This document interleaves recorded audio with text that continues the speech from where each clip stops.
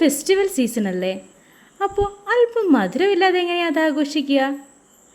ഈ പ്രാവശ്യത്തെ ദീപാവലിക്ക് ഒരു ആഗ്രാപേട ഉണ്ടാക്കിയാലോ?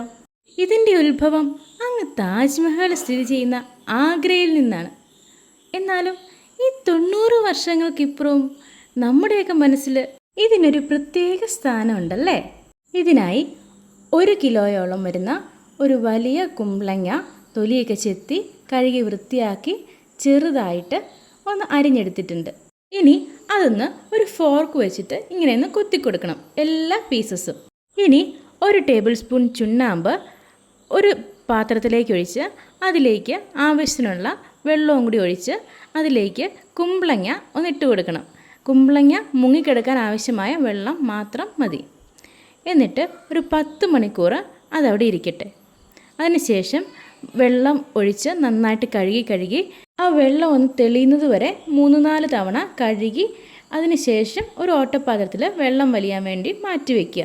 ഇനി കുമ്പളങ്ങ മുങ്ങി കിടക്കത്തക്ക രീതിയിൽ വെള്ളമൊഴിച്ച് അതൊന്ന് വേവിച്ചെടുക്കണം. ഒരു 25 മിനിറ്റ് ഒന്ന് വേവിച്ചാൽ മാത്രം മതി.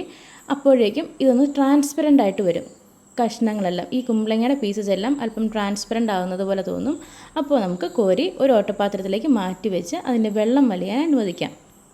ഇനി ഒരു ചീനച്ചട്ടിയിലേക്ക് 1.5 കപ്പ് വെള്ളം ഒഴിച്ച് അതിലേക്ക് 600 ഗ്രാം പഞ്ചസാരയും കൂടി ഇട്ട് കൊടുത്ത് ഒന്ന് ഇളക്കി അതിൽ ഒന്ന് ലയിച്ച് വരുന്ന സമയത്ത് അതിലേക്ക് നമ്മൾ വേവിച്ച് വെച്ചിരിക്കുന്ന നമ്മുടെ കുമ്പളങ്ങയുടെ ആ പീസസും കൂടി ഒന്ന് ഇട്ട് കൊടുക്കാം.